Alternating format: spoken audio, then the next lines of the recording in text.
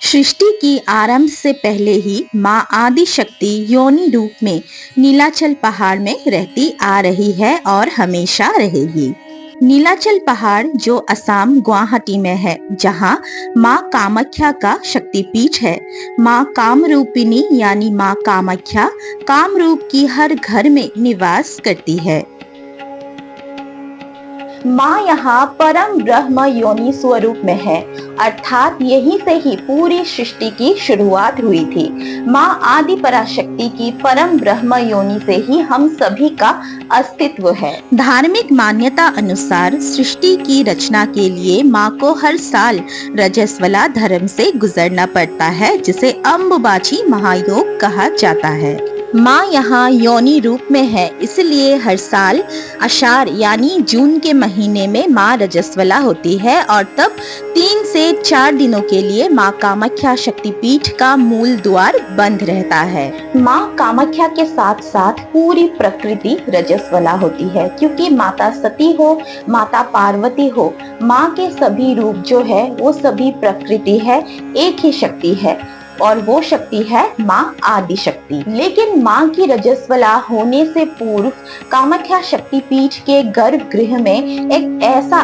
अलौकिक घटना घटित होता है। अलौकिक नहीं बल्कि अलौकिक से भी परे एक घटना घटित होता है, जिसके विषय में मैं आपको आगे बताने वाली हूँ, इसलिए वीडियो को स्किप बिल्कुल भी ना करें और पूरा देखिए। माता सती के पिता दक्ष प्रजापति पहले से ही माता सती और शिवजी के विवाह के घोर विरोधी थे और एक बार दक्ष प्रजापति ने अपने महल में एक बहुत ही बड़ा यज्ञ अनुष्ठित किया और उस बड़े से यज्ञ में सभी देवी देवताओं को बुलाया गया, लेकिन माता सती और महादेव जी को निमंत्रण नहीं दिया। लेकिन माता सती ने बिना निमंत्रण के ही अपने पिता के घर जाने का मन बना लिया यज्ञ में शामिल होने के लिए। माता सती को महादेव जी ने मना भी किया कि बिना निमंत्रण के जाना उचित नहीं है, चाहे वो पिता का घर ही क्यों ना हो। लेकिन माता सती एक बेटी ही तो थी, तो इसीलिए वो चली गई अपने पिता के महल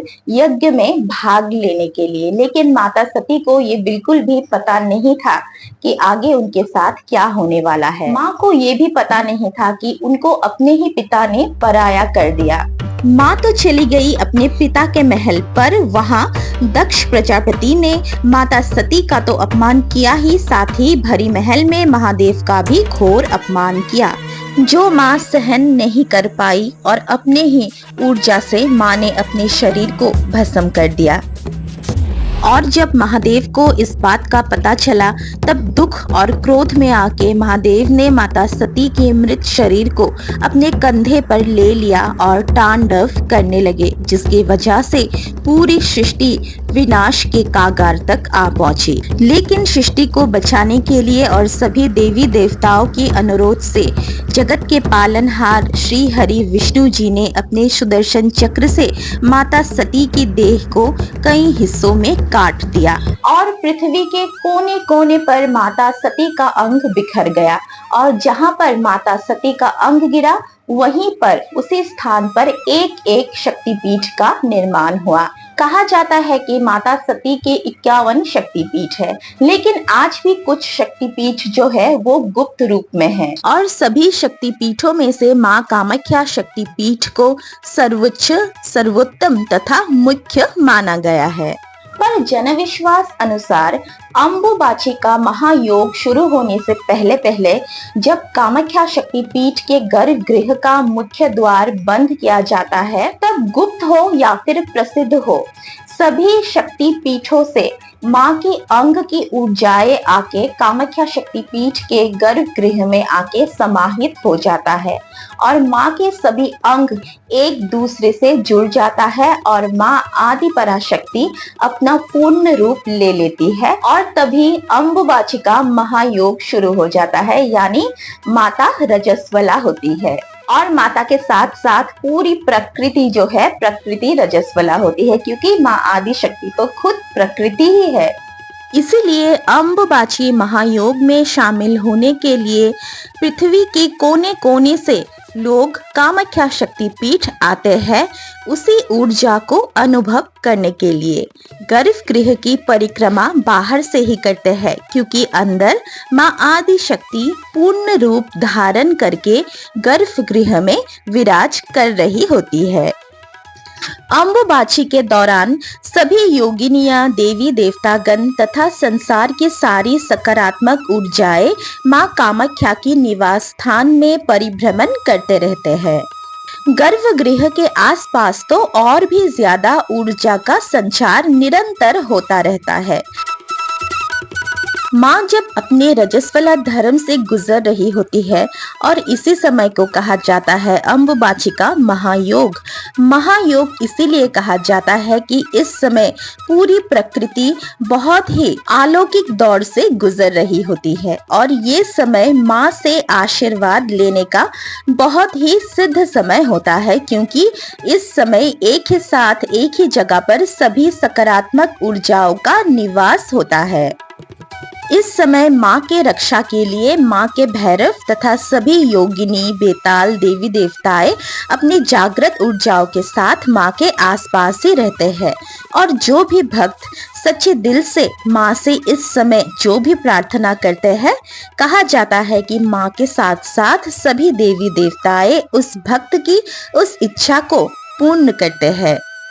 और उसी सकारात्मक ऊर्जा को ग्रहण करने के लिए दुनिया भर से, दुनिया की कोने कोने से जितने भी साधु है, तांत्रिक है, संत है, सभी आके कामाख्या शक्ति पीठ में भीड़ लगाते हैं। क्योंकि कहा जाता है कि इस समय सभी तांत्रिक विद्याओं तथा तांत्रिक शक्तियों को पुनर्जागृत करने का ये सबसे उत्तम मौका होता है। क्योंकि इस समय दुनिया